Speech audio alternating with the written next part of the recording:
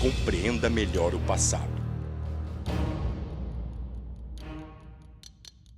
o presente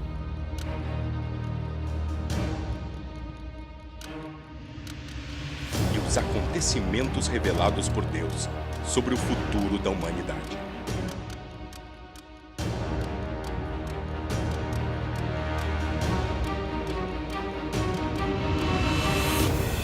Ligados na Palavra Profecias.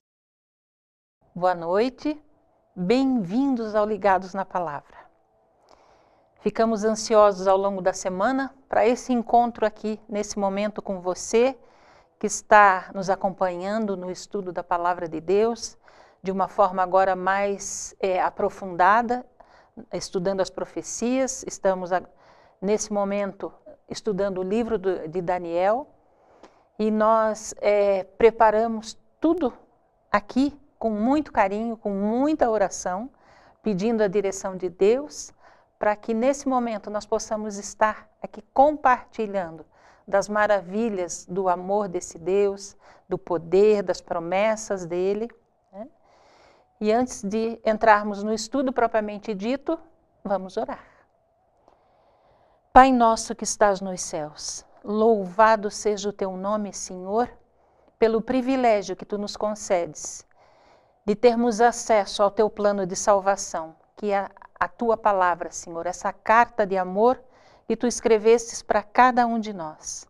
Pai querido, Deus amado, Deus bendito, nos colocamos nesse momento diante do teu trono de graça para clamar a ti em nome de Jesus, para que o Espírito Santo desça sobre nós, que ele venha, o autor da tua palavra, o autor da Bíblia, Senhor, que ele venha para nos ensinar, para nos dar entendimento, compreensão, e para que a tua palavra, Senhor, seja viva e eficaz na nossa vida, que ela promova mudanças, que ela promova santificação e salvação. Pai querido, esteja com cada um desses teus queridos que estão na frente de um computador, participando, acompanhando o nosso estudo, e com cada um de nós que aqui estamos nesse estúdio também, para que tudo que for falado, Senhor, tudo que for mostrado, venha diretamente do teu trono de graça, Pai Santo. Venha estar conosco, em nome e por amor de Jesus. Amém, Senhor. Bem, continuando no estudo das profecias, nós vamos ver que a profecia de Daniel, na profecia de Daniel, Deus repete a história para ampliar a informação, para ampliar a verdade. A cada capítulo, a cada estudo, nós vamos perceber Deus repetindo e ampliando a informação. Por que Deus repete tanto? Porque diante de Deus, nós somos como crianças. E a criança aprende pela repetição, né? Pela contemplação e pela repetição ela vai assimilando. Por isso Deus repete para nós. E nesse plano de repetir para ampliar, nós vamos relembrar um pouquinho do estudo da semana passada. Na semana passada, você deve lembrar, nós estudamos o capítulo 2 de Daniel, o capítulo onde Deus, através de Daniel, conta a história do mundo em 9 versos. Ele conta a história dos impérios mundiais representados pela estátua. A estátua de cabeça de ouro, peito e braços de prata, ventre de bronze, pernas de ferro e os pés em parte de ferro e em parte de bronze. E ele nos apresenta aqui no final da história do mundo, né, uma pedra bateria nos pés da estátua, essa pedra representando a Cristo e o seu reino, vindo estabelecer o reino eterno de Deus aqui nessa terra, nesse planeta. E hoje, nós vamos estudar, Deus vai nos contar a mesma história, só que usando uma simbologia diferente. Mas tem novidade no estudo de hoje, porque Deus vai dar mais informação. Ele vai nos contar, no estudo de Daniel 7, o que vai acontecer entre a sequência dos impérios mundiais e a pedra. Alguma coisa vai se estabelecer nesse mundo, interferindo no plano de Deus, antes que Jesus volte a essa terra. Então, se prepare, porque nós vamos hoje estudar os 4 animais e o chifre pequeno de Daniel 7. É agora um sonho e uma visão de Daniel. No capítulo 7, verso 1, o slide, Deus diz assim: no primeiro ano de Belsassar, rei de Babilônia, teve Daniel um sonho e visões ante seus olhos, quando estava no seu leito. Então, o primeiro ano de Belsassar, Nabonido passou a realeza para Belsassar em 553 a.C.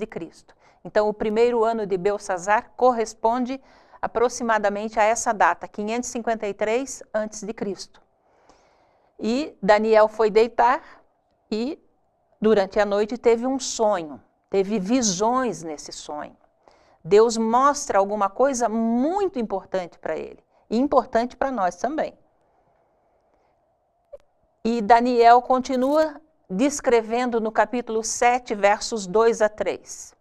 Ele diz: os 4 ventos do céu agitavam o mar grande, e 4 animais grandes, diferentes um dos outros, subiam do mar. Você vê que tem palavras ali que estão grifadas, né? Então, os 4 ventos, ventos está grifado, animais está grifado e mar está grifado. O que é que representam esses símbolos? Vamos ver dentro da profecia, no slide, o que representam ventos, mares e animais. Mar, se nós formos no capítulo 17 do Apocalipse, no versículo 15, nós vamos ver que mar significam povos. Jeremias 49, 36 a 37, me diz que ventos são guerras. E Daniel 7, 17 me diz que animais são reinos. Então, sabendo dessa simbologia, do significado desses símbolos, agora nós podemos voltar para o slide e ler de uma forma bem mais compreensível. Então, lá está escrito: os 4 ventos do céu agitavam o mar grande. O que são ventos? Guerras. Guerras agitavam o mar grande. O mar grande era uma expressão que eles usavam para se referir ao mar Mediterrâneo, para fazer diferença entre mar da Galileia e o mar Morto. Então, o mar grande, o mar Mediterrâneo, estava muito agitado, porque desse mar, dessa região densamente povoada, surgiram 4 animais. E animais significam reinos. Então, do mar Mediterrâneo, com muita agitação, muita guerra, referente às conquistas dos grandes imperadores, como nós vimos na semana passada, a conquista de outras nações, de outros países, agitavam esse mar, né? E dali desse mar, dessa região densamente povoada, surgiram 4 reinos, 4 impérios mundiais. Vendo outro slide, nós vamos ler agora Daniel, ele começa a descrição daquilo que ele viu, daquilo com que ele sonhou. Ele diz que ele viu 4 animais surgindo de uma região densamente povoada. E ele diz que o primeiro animal era como leão e tinha asas de águia. Era um leão alado, né? Então ele não diz, bom a gente atentar para o detalhe, que ele não diz que o primeiro animal era um leão. Ele diz que era como leão, porque esse leão tinha asas de águia, e leão normalmente não tem asas. Indo agora para o segundo animal, ele diz que o segundo animal era semelhante a um urso. E esse urso se levantou sobre um dos seus lados. Na boca, entre os dentes, ele trazia 3 costelas, como se esse animal acabasse de ter se alimentado. E ele continua descrevendo o terceiro animal em Daniel 7,6. Ele diz: o terceiro era semelhante a um leopardo e tinha nas costas 4 asas de ave. Tinha também esse animal 4 cabeças. Veja, esse tinha mais asas que o primeiro, que era o leão com 2 asas. Esse tinha 4 asas e 4 cabeças. Depois nós vamos ver o significado de tudo isso. E aí Daniel, no capítulo 7, verso 7, ele descreve de uma forma bastante assustada, bastante com muito medo e com muito espanto, ele diz o seguinte lá: eis aqui o 4º animal, terrível, espantoso e sobremodo forte, o qual tinha grandes dentes de ferro. Ele devorava e fazia em pedaços e pisava aos pés o que sobejava. Era diferente de todos os animais que apareceram antes dele e tinha 10 chifres. Imagine que coleção de animais. O primeiro era um leão, com 2 asas. O segundo, um urso que se apoiava mais de um lado do que do outro, com 3 costelas na boca. O terceiro animal era um leopardo, com 4 cabeças e 4 asas.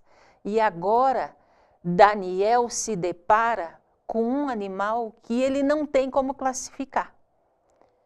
Ele não conhece nada parecido. Então ele apenas diz que era um animal terrível, espantoso e diferente de todos os outros. E para completar esse animal terrível, ainda tinha 10 chifres. Olhando no nosso slide, é mais ou menos isso que nós imaginamos pela descrição de Daniel, que Daniel viu. Um monstro terrível. Mas você sabe, não precisa ter medo, né? Porque os monstros, os animais, representam apenas reinos, países, nações. Deus está nos contando outra vez a história do mundo. Daniel viu esse animal terrível com 10 chifres. Se Deus usa o princípio da repetição para ampliação, olhando aqui no nosso slide, nós podemos ver o seguinte, que em Daniel 2, Deus usou 4 metais através da estátua, ouro, prata, bronze, ferro e barro com ferro, para contar a história do mundo. Agora, ele usa uma outra simbologia. Ele usa 4 animais, diferentes uns dos outros, e cada um deles com características muito especiais. Se, partindo do princípio que a estátua representavam os impérios mundiais, os animais também devem representar a mesma coisa. E nós vamos ter certeza absoluta disso na semana que vem, quando nós estudarmos o capítulo 8. Veja, se a cabeça de ouro, no nosso slide, representava Babilônia, que governou o mundo, que dominou o mundo de 605 a 539, o metal mais nobre que existe é o ouro, o leão alado também deve representar a Babilônia, né? O leão é o rei dos animais. O que significam essas asas? A rapidez com que Nabucodonosor conquistou as nações, com a rapidez com que ele expandiu o território de Babilônia. Na sequência da cabeça de ouro veio o peito de prata. Na sequência dos animais vem um urso que se apoia mais de um lado do que do outro, porque a Pérsia era mais forte que a Média. E, curiosamente, na Média, nos tempos antigos, existiam vários tipos de urso. Era um país montanhoso, muito frio, com muita neve. E o urso, curiosamente, apesar dele ser mais lento, mais desengonçado, ele é mais feroz, mais cruel do que o leão. E isso descreve perfeitamente o Império Medo-Persa, que dominou o mundo de 539 a 331. Agora, na sequência desses slides, nós vamos ver, se vimos Babilônia, Medo-Pérsia, o próximo império, a Grécia, que na estátua de Daniel 2 era representada pelo bronze do quadril e do ventre, e em Daniel 7, Deus usa a figura estranhíssima de um leopardo com 4 cabeças e 4 asas. Se o leão era rápido, representando Nabucodonosor, as asas representavam a velocidade com que ele conquistou territórios, imagine Alexandre o Grande, né, o imperador grego, a rapidez com que ele expandiu o território do Império Greco-Macedônio. Em 10 anos, ele fez do Império Grego o que ele foi. Então, as 4 asas representam essa rapidez absurda. Alexandre conseguiu conquistar todas as nações que ele planejou conquistar. E as 4 cabeças é que Alexandre, após não ter mais países para conquistar, porque ele já, em 10 anos ele havia conquistado tudo o que queria, né, se deu a bebida e numa noite ele bebeu muito e nessa noite, em consequência de uma febre e dessa bebedeira que ele tomou, ele veio a falecer. Quando Alexandre morreu, o império de Alexandre foi dividido entre 4 grandes generais. O império se fragmentou entre Lisímaco, Ptolomeu, Cassandro e Seleuco. Esses 4 generais de Alexandre, que assumiram o Império Grego, são representados pelas 4 cabeças. E depois, na sequência, do ventre, vem as pernas de ferro. Roma, o Império Romano, representado agora em Daniel 2, pelo animal terrível e espantoso, que tinha 10 chifres, o Império Romano, que dominou o mundo de 168 a.C. até 476 depois de Cristo. Na sequência dos slides que nós estamos vendo, vamos agora, se vimos a cabeça, o peito, o ventre, as pernas, vamos ver agora, na sequência da estátua, os pés, né, que em Daniel 7 corresponde, os 10 dedos da estátua correspondem aos 10 chifres que esse animal terrível e espantoso tinha na cabeça, que representava também os 10 reinos, ou seja, a Europa dividida, né? Que esse reino, essa configuração política dos impérios, ou melhor dizendo, a Europa tem essa configuração política desde 476 depois de Cristo, quando o Império Romano, a parte ocidental, caiu. E isso vai se estender até a segunda vinda de Jesus. Então, repetindo, os pés com 10 dedos e o animal terrível e espantoso com 10 chifres correspondem à Europa dividida. Os 10 chifres, assim como os 10 dedos, as 10 tribos bárbaras que conquistaram o território ocidental do Império Romano. Na sequência, nós vemos que Daniel está muito preocupado com esse animal, esse último animal, e ele diz assim em Daniel 7:8: estando eu a observar os chifres, eis que entre eles subiu outro pequeno, diante do qual 3 dos primeiros chifres foram arrancados. E eis que nesse chifre havia olhos como os de homem e uma boca que falava com insolência. Imagine Daniel. Daniel aqui já tinha uma certa idade, né? E ele se depara com esse animal que ele não encontra classificação para identificá-lo, e ele não consegue tirar os olhos desse animal, porque a visão que ele teve durante o seu sonho, na visão, os animais ficaram todos juntos. Subiu o leão do Mar Grande, depois sobe o urso, depois sobe o leopardo, depois sobe o animal terrível e espantoso. E Daniel estava mais preocupado com esse último animal. Ele não conseguia desviar os olhos dele. E ele começou a analisar e viu que esse animal, no meio desses 10 chifres que ele tinha na cabeça, surgiu um outro pequeno que era diferente de todos os demais. E esse chifre pequeno, ele é tão interessante que ele tinha olhos como de homem e tinha uma boca que falava com insolência, que blasfemava.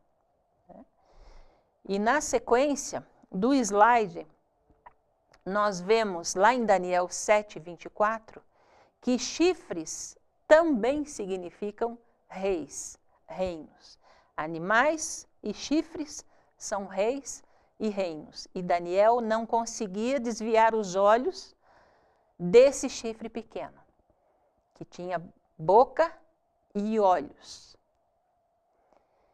Então, recapitulando o que a gente viu até agora, nós vemos que no processo de repetição para ampliação, quando nós olhamos na nossa tela aqui, nós vemos que o que Deus nos mostrou em Daniel 7, o que ele acrescentou, melhor dizendo, entre a estátua e a pedra que vai bater nos pés da estátua, foi o chifre pequeno.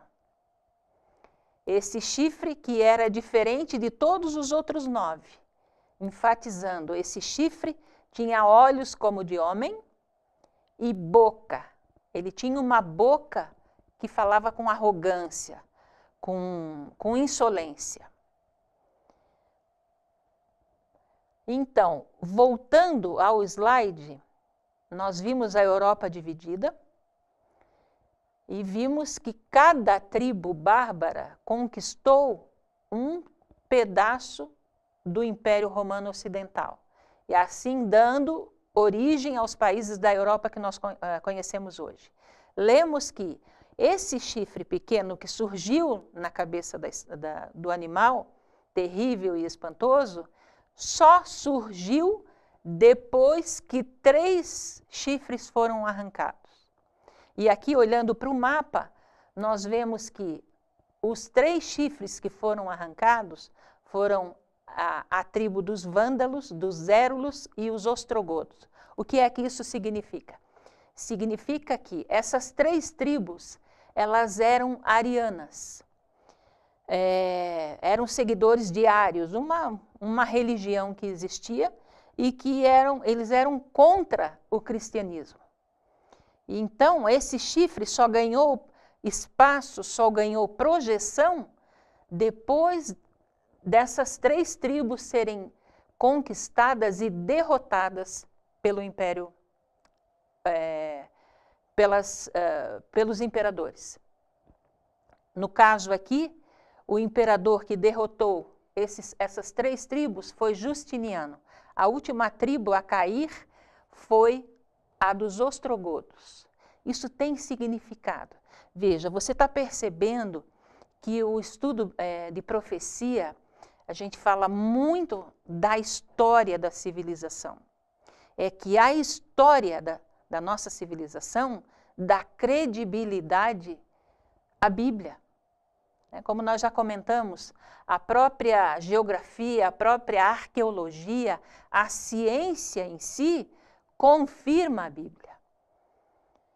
E a história dá fundamento, dá credibilidade ao cumprimento das profecias.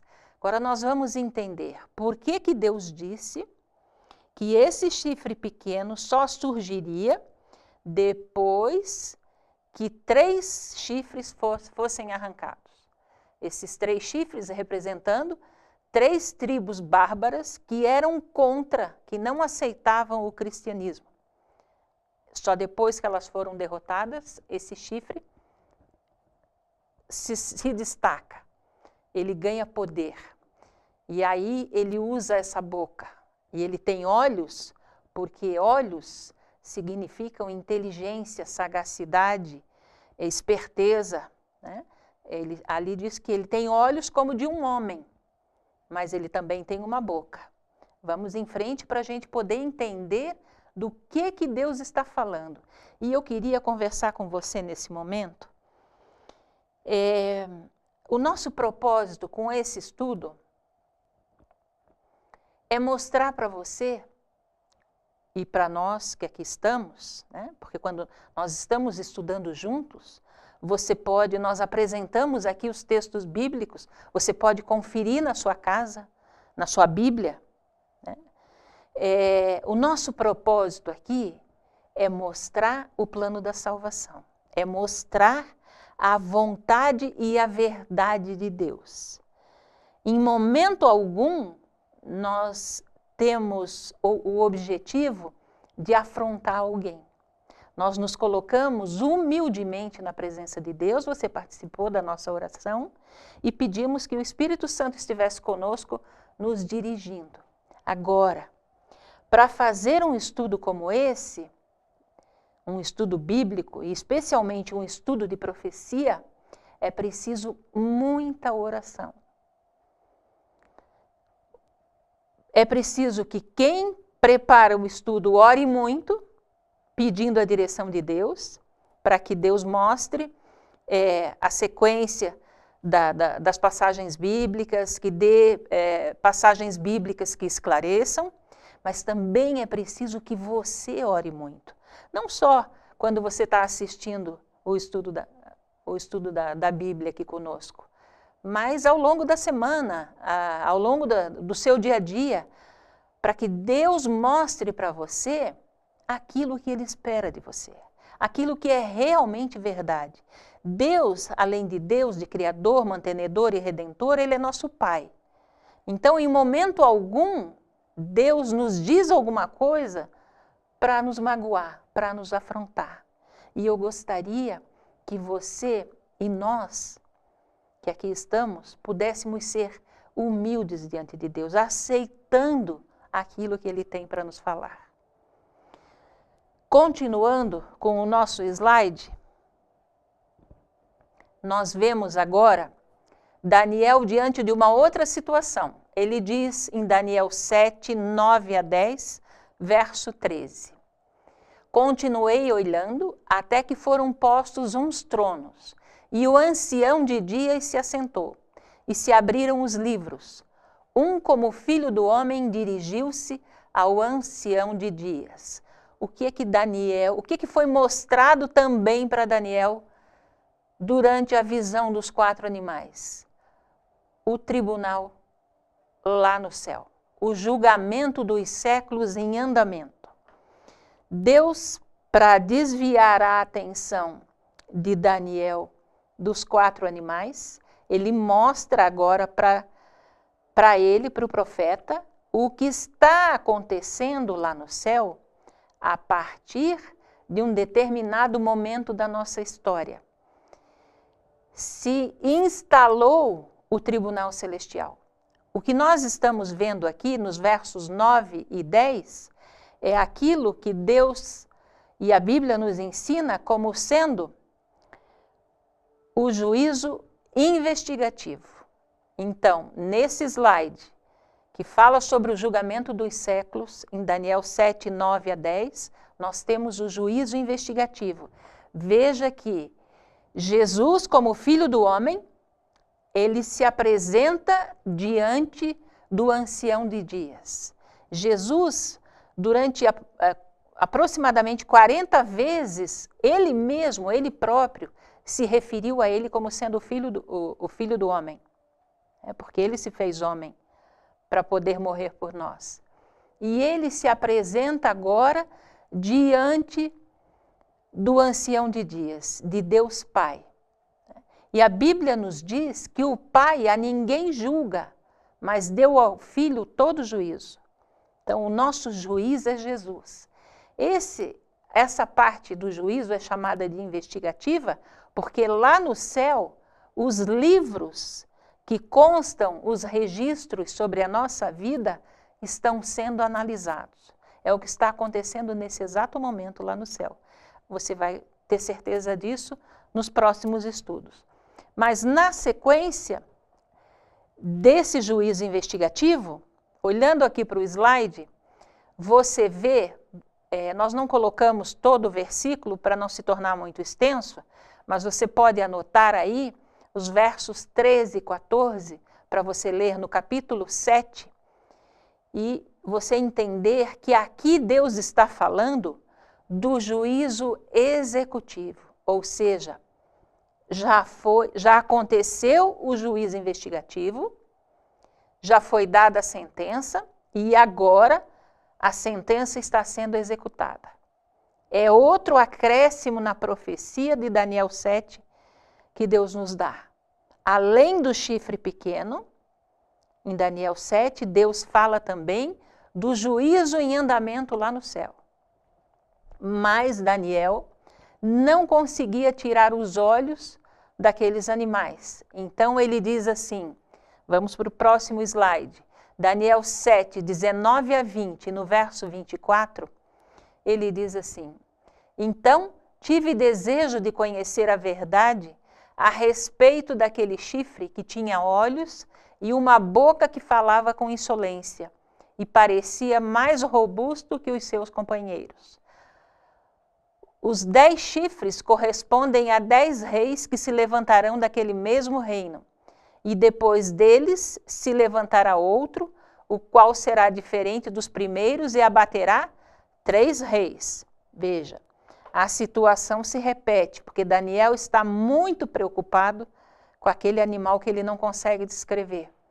E no texto bíblico, ele nos diz que ele se achegou ao anjo que estava dando essa visão para ele durante o seu sonho e perguntou sobre esse animal. E ele disse, eu tive desejo, eu não conseguia desprender os olhos dele, eu precisava conhecer, entender mais quem era ele, e especialmente aquele chifre pequeno, que tinha olhos, uma boca, falava com insolência e parecia mais forte, muito mais forte que os seus companheiros, que os outros 7 chifres, né? Porque 3 já tinham caído.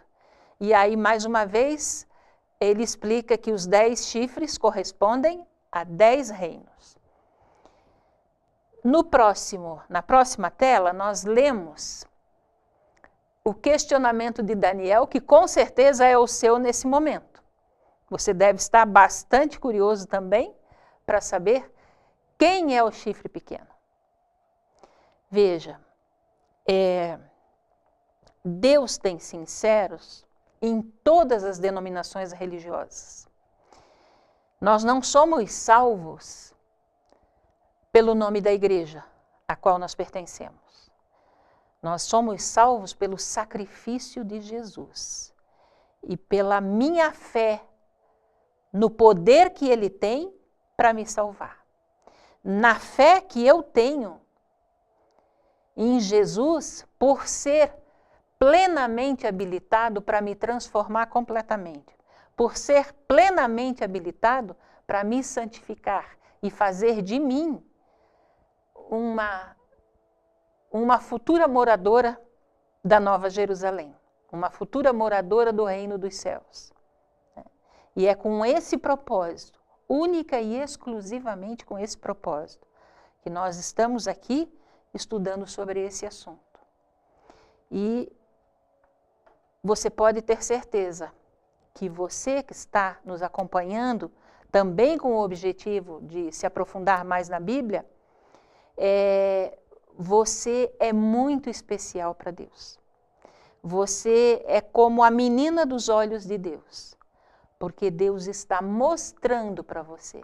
Lembra que nós lemos na introdução do estudo, na primeira noite, que quando começamos essa nova temporada do Ligados na Palavra, nós lemos que Deus quer nos mostrar as coisas que são, as que já aconteceram e as que em breve devem acontecer. Deus, como Pai que é, Ele está nos alertando, Ele está nos mostrando para que a gente se prepare, para que a gente se previna, para que a gente principalmente se posicione. E o que importa para Deus é a nossa fidelidade a Ele, a nossa lealdade a Ele. Ele é que é o nosso Pai, Ele é que é o nosso Salvador, Ele é que é o nosso mantenedor. Então é com Ele que nós devemos viver, é para Ele que nós devemos dar ouvidos, não para aquilo que os homens dizem. Então, quem é o chifre pequeno? Vamos prosseguir para tentarmos encontrar uma resposta. A própria Bíblia nos dá. Na próxima tela, Daniel nos dá uma informação sobre esse chifre, dizendo em Daniel 7:25 o seguinte: que esse chifre proferirá palavras contra o Altíssimo, magoará os santos do Altíssimo e cuidará em mudar os tempos e a lei. E os santos lhes serão entregues nas mãos por um tempo, 2 tempos e metade de um tempo. Se Deus não fosse misericordioso, se Deus não fosse tão amoroso e tão atencioso conosco, nós jamais descobriríamos o que Ele quer dizer nesse texto. Mas na sua própria palavra, Ele nos dá o entendimento. Veja, Deus mostrou para Daniel que esse chifre, que tinha boca e tinha olhos, falaria contra o Altíssimo, falaria contra Deus com arrogância, mudaria os tempos e a lei. Os tempos, o tempo é uma prerrogativa de Deus. Só Deus é o dono do tempo, só Deus altera, só Deus estabelece reis, remove reis, né?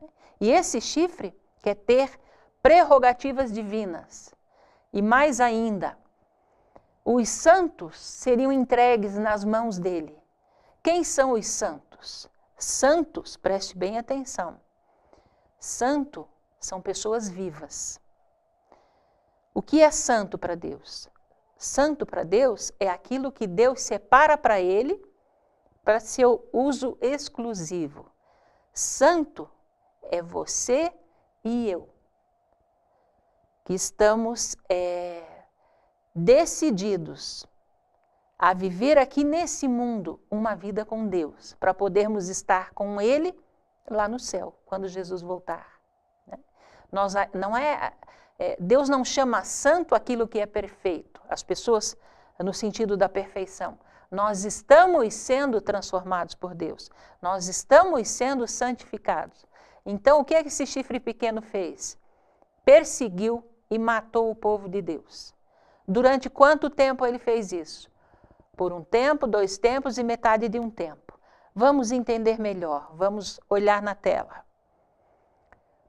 Veja, a questão de que Daniel diz que esse chifre proferiria palavras contra o Altíssimo, lá em 2 Tessalonicenses, no capítulo 2, versos 3 a 4, o apóstolo Paulo, prevenindo, ele já disse: ninguém de nenhum modo vos engane, porque isto não acontecerá sem que primeiro venha a apostasia e seja revelado o homem da iniquidade, o qual se opõe e se levanta contra tudo que se chama Deus, a ponto de assentar-se no santuário de Deus, querendo parecer o próprio Deus. Paulo, já no 1º século, ele nos advertia sobre o surgimento desse chifre pequeno. Ele chama o chifre pequeno de homem da iniquidade, ou seja, o homem do pecado. Ele chama o chifre pequeno de filho da perdição. E ele diz também que o chifre pequeno, ele se opõe a tudo que vem de Deus, a ponto de assentar-se no trono, no santuário de Deus, querendo parecer o próprio Deus. Isso não te faz lembrar os estudos que nós fizemos no ano passado, na primeira temporada, quando estudamos as doutrinas da Bíblia, e quando estudamos sobre o sofrimento humano, nós vimos que essa era a intenção de Satanás.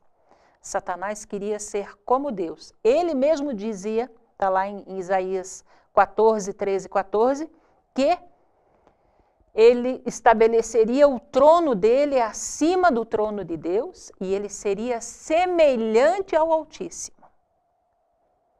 Veja como Deus abre o leque, como Ele está abrindo a cortina e está te pegando pela mão e a mim também, para nos mostrar o que até agora nós não tínhamos compreendido. O que até agora estava velado para nós.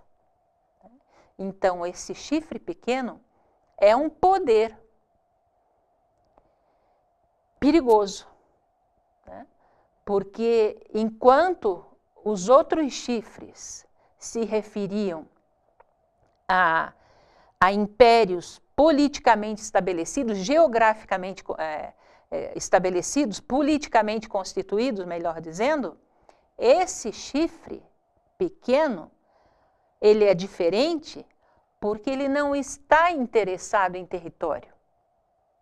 Ele não está interessado em expandir a sua nação, o seu país.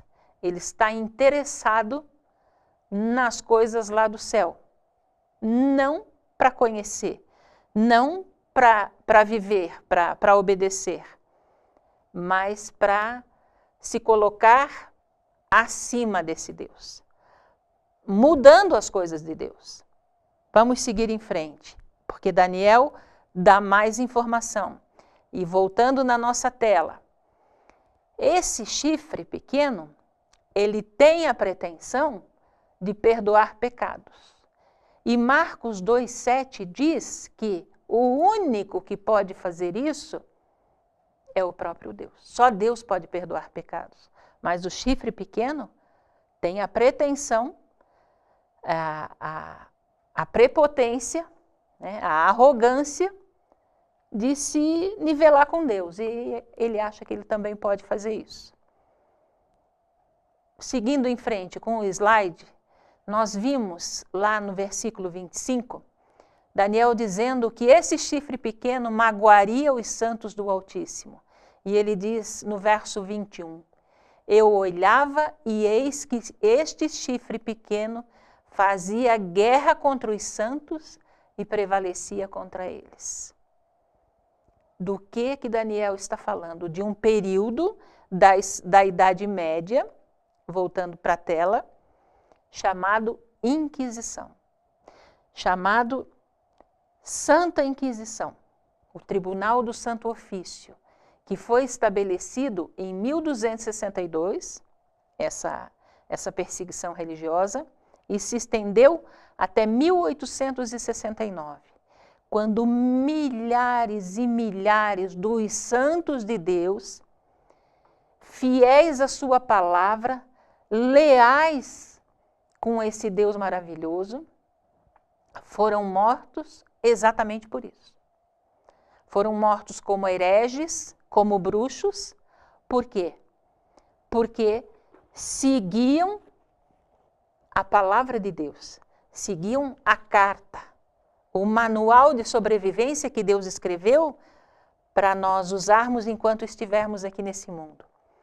Os que foram mortos pela Inquisição foram mortos porque não aceitavam os ensinamentos do chifre pequeno, as alterações que o chifre pequeno fez na palavra de Deus.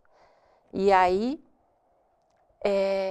nós já estudamos sobre isso, já falamos alguma coisa sobre isso no ano passado, vamos nos aprofundar mais agora nesse ano.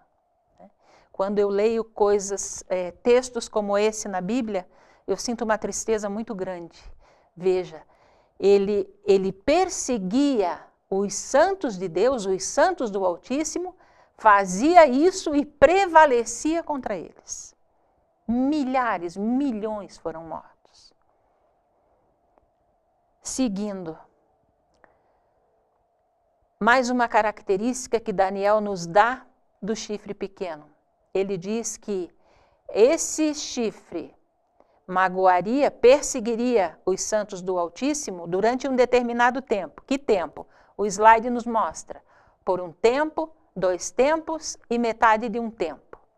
Tempos, em profecia, significam anos. Como é que nós sabemos disso? Lá em Daniel 11:13, é nos dito assim: e depois de tempos, isto é, de anos, né? Então, tempo corresponde a anos. Então, voltando no slide, os santos, o povo de Deus, foi perseguido no passado por um tempo, 2 tempos e metade de um tempo. Se tempo equivale a ano, um tempo corresponde a um ano. Um ano tem 12 meses. 2 tempos, obviamente, correspondem a 2 anos. 2 anos, 24 meses. Metade de um tempo, se um tempo corresponde a um ano, a 12 meses, metade de um tempo corresponde a 6 meses. Somando esses meses, nós vamos ter 42 meses. Cada mês, na operaçãozinha que nós temos aqui embaixo no slide, cada mês tem 30 dias. Então, nós multiplicando por 42, nós chegamos a 1.260 dias. Só que a Bíblia me diz que um dia em profecia corresponde a um ano. Então, eu chego a um período de 1.260 anos. Ou seja, durante quanto tempo o chifre pequeno teria esse poder de proferir palavras contra o Altíssimo, de mudar os tempos e a lei, e de perseguir e matar o povo de Deus durante 1.260 anos. Muito tempo. 13 séculos. 13 séculos. E por isso nós precisamos identificá-lo, nós precisamos saber contra o que Deus está querendo nos proteger, contra o que, em relação a que Deus quer nos alertar, quer abrir os nossos olhos.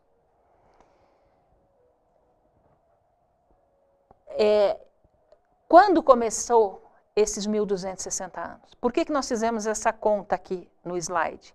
Porque na profecia, tanto em Daniel quanto no Apocalipse, nós vamos ver sempre Deus se referindo a esse período de tempo. Algumas vezes, em algumas passagens, ele usa um tempo, 2 tempos e metade de um tempo. Em outras passagens, ele se refere a 42 meses. E em outras passagens ainda, ele se refere a 1.260 dias. Que seja qual for a forma como Deus se refere a esse período, nós vimos agora que ele corresponde a um período de 1.260 anos. Quando começou esse período? Veja, antes de nós olharmos para o slide, deixa eu comentar algumas coisas com vocês.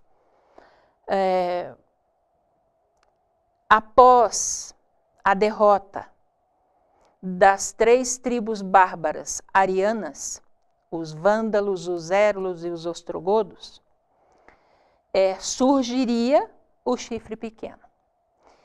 Isso começou efetivamente a acontecer em 533 depois de Cristo, quando o imperador de Roma, chamado Justiniano, fez um edito, fez um decreto, declarando o bispo de Roma, chamado João II, como sendo o cabeça de todas as igrejas cristãs. Só que, como os ostrogodos ainda não haviam sido derrotados, e isso só aconteceu em 538, então esse período de 1.260 anos começa efetivamente em 538, porque só em 538 o primeiro papa chamado Virgílio assume o trono da Igreja de Roma com plenos poderes temporais, né? Com plenos poderes, inclusive, sobre a vida das pessoas. Então, nós começamos esse período de supremacia, esse período em que o chifre pequeno teria todo o poder, em 538. Como Deus nos antecipou que seria um período de 1.260 anos, somando 1.260 anos a 538, nós chegamos em 1798, quando, nessa data, nesse ano, em fevereiro desse ano, Napoleão Bonaparte manda um general dele chamado Alexandre Berthier entrar em Roma, prender o Papa e confiscar as terras do papado. Então, quem é o chifre pequeno? Ele fez mais. Vamos identificá-lo, vamos continuar pesquisando, para nós podermos, para você mesmo chegar à sua conclusão.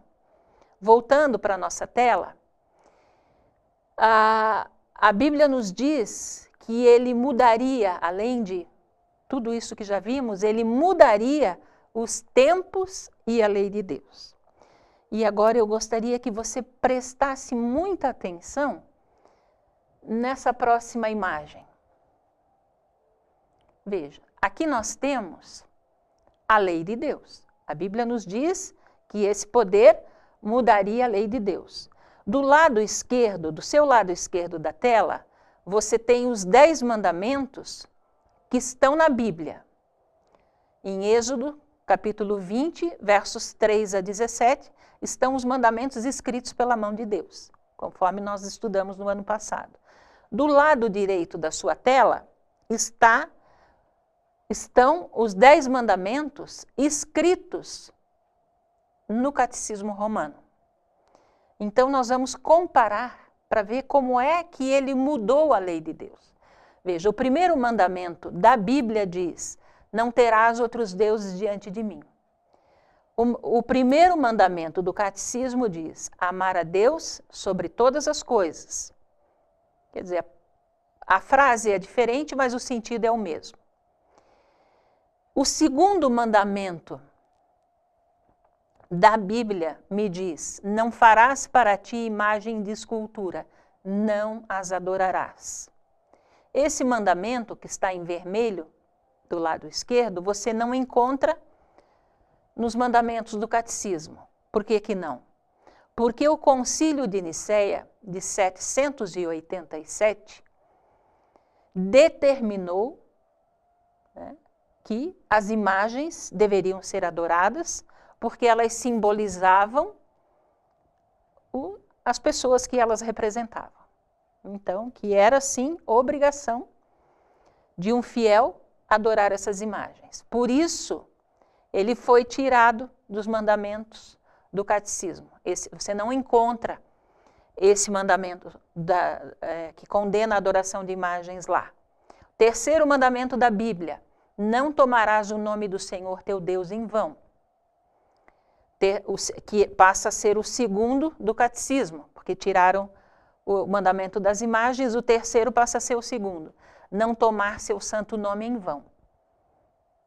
Tudo certo, mesmo significado. Quarto mandamento da Bíblia: lembra-te do dia do sábado para o santificar. Como é que nós vamos encontrar esse mandamento no Catecismo? Guardar domingos e festas. Veja, o sábado é o 7º dia. O domingo, o 1º dia. Mudou o tempo da lei. E já mudou a lei porque tirou o 2º mandamento. Agora vamos ver como é que vão fazer, ou como é que fizeram, para completar 10 mandamentos. A partir do 5º mandamento da Bíblia, é quase tudo a mesma coisa. Na Bíblia está escrito: honra teu pai e tua mãe. No Catecismo é o 4º mandamento: honrar pai e mãe. O 6º mandamento da Bíblia: não matarás. O 5º mandamento do catecismo, não matarás. 7º mandamento da Bíblia, não adulterarás. No catecismo está um pouquinho diferente, mas praticamente o mesmo sentido. Não pecar contra a castidade.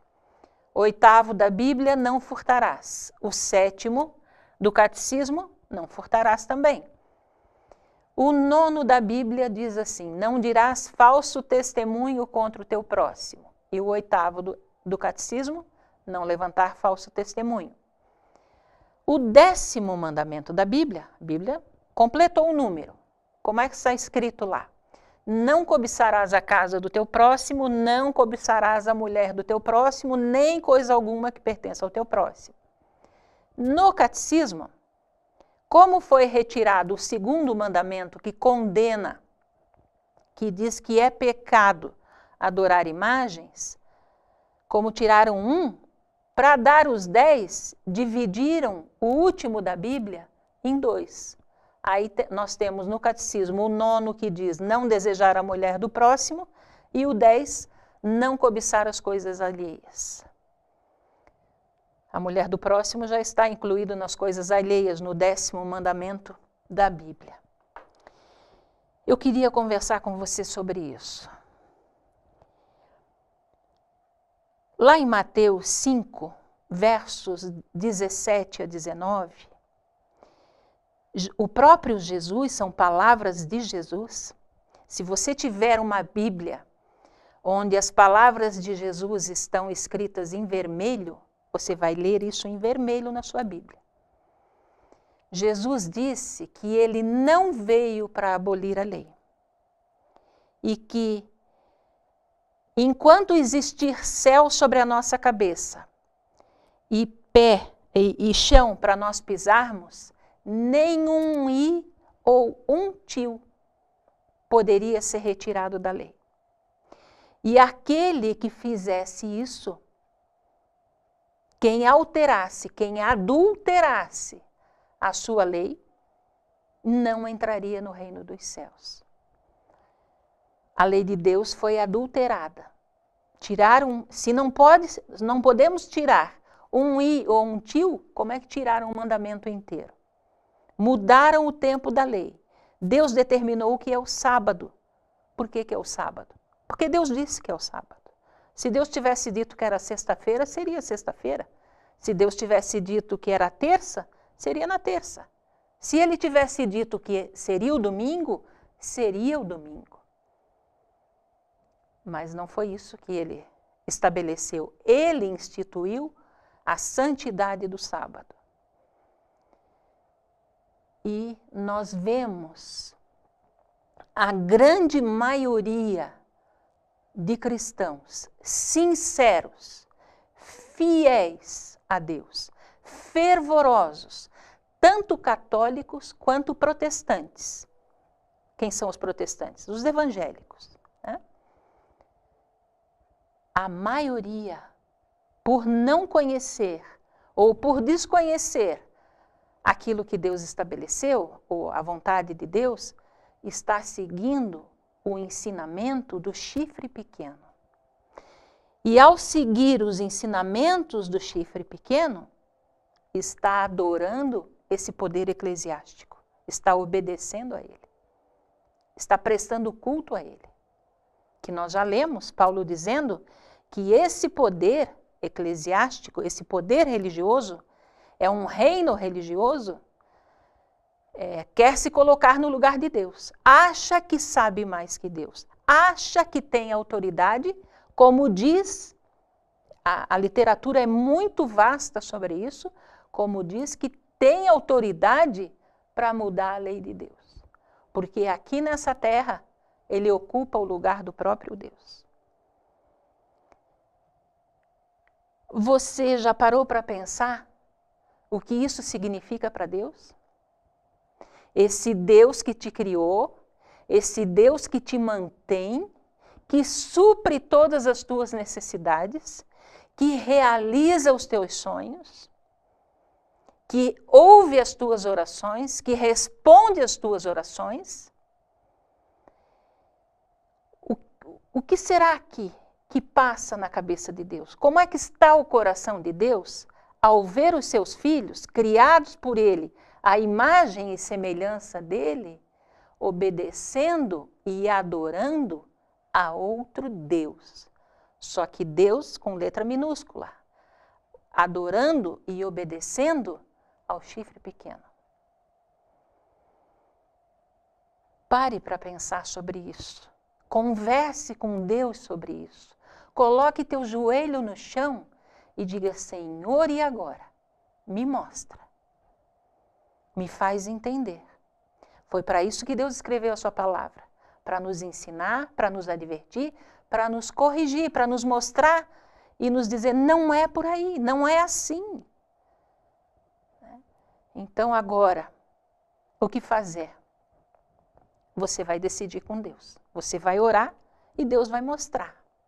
Continuando com o nosso estudo,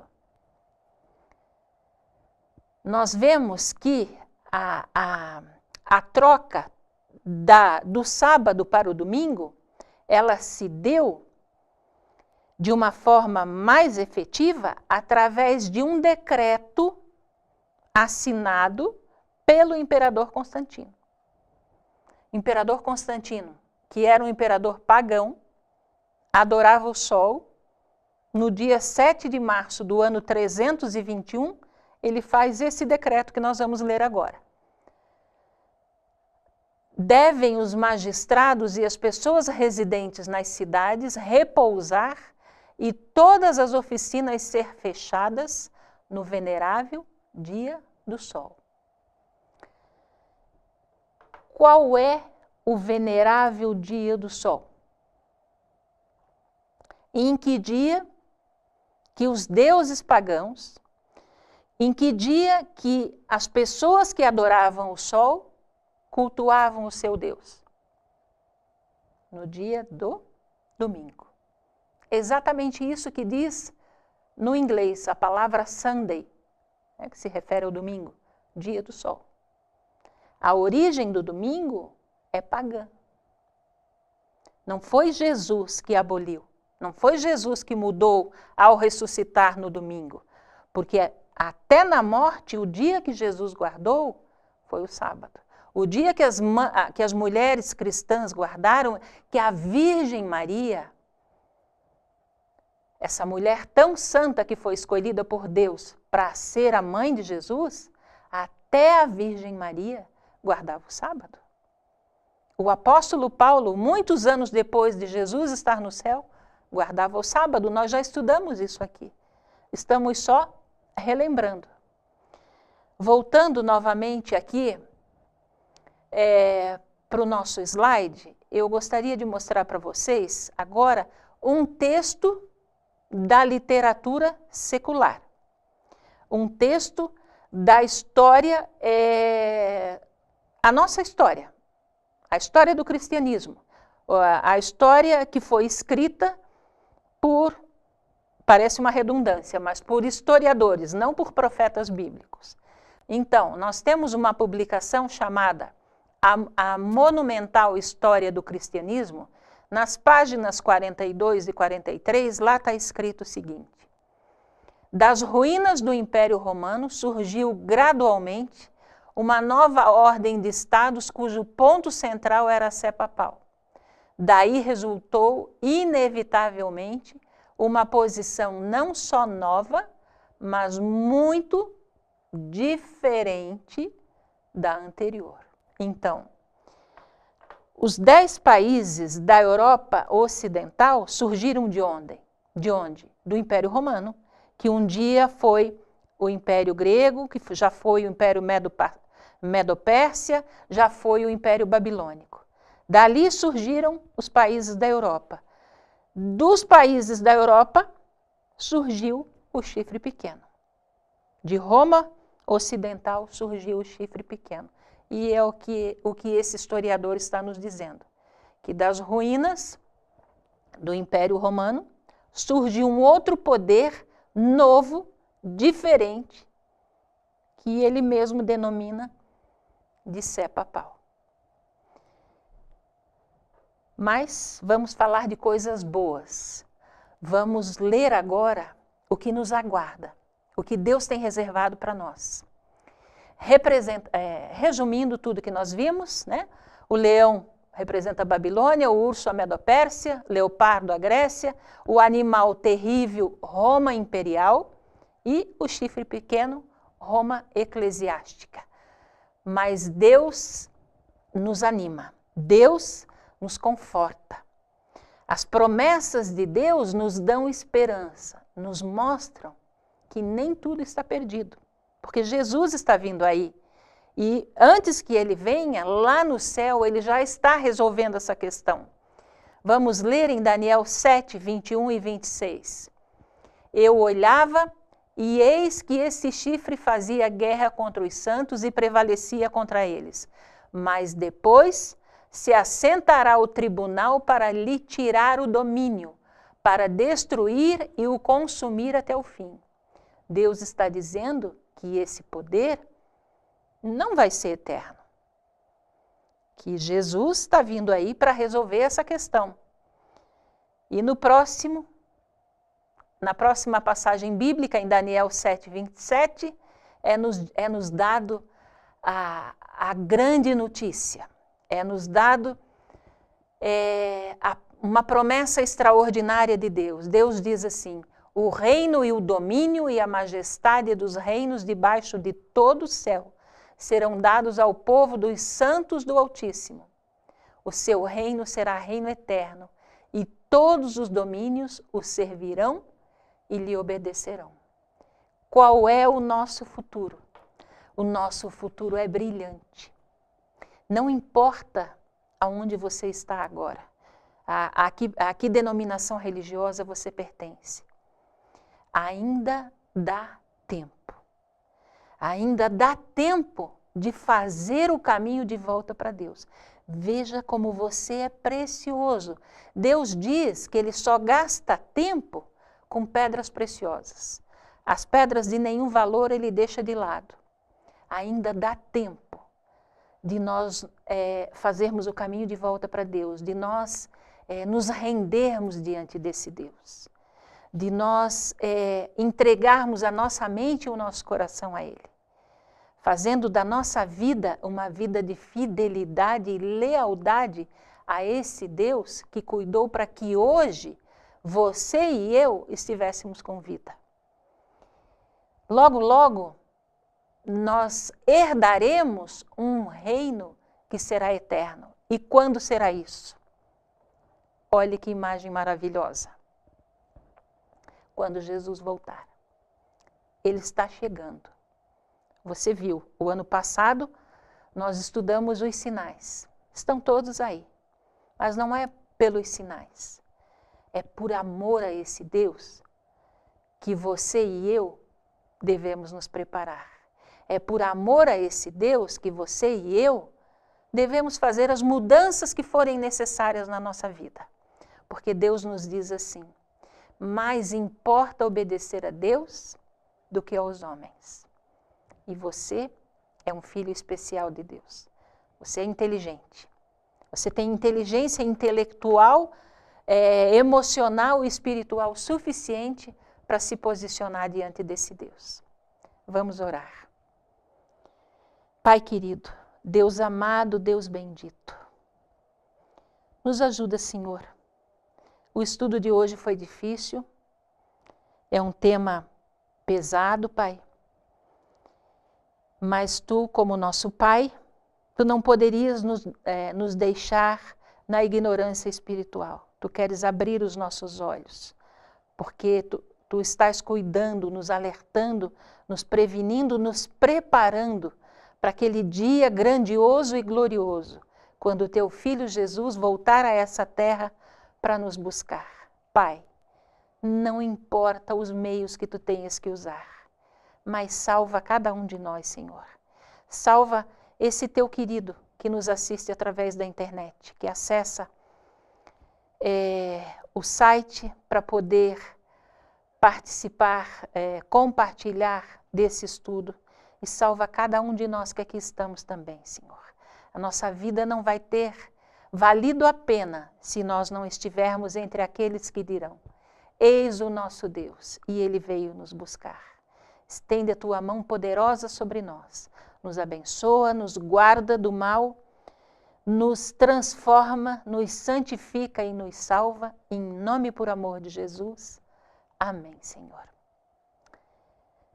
Muito obrigada por estar conosco e nós continuamos esperando você na próxima sexta-feira, quando vamos estudar o capítulo 8 de Daniel. Você já pode se adiantar e pode começar a ler, para já ter uma noção do que a gente vai estudar. Que Deus fique com você, que Ele esteja no teu coração, na tua mente, te dando uma semana abençoada, uma semana de vitórias, e nós aguardamos você. Até a próxima sexta. Até lá.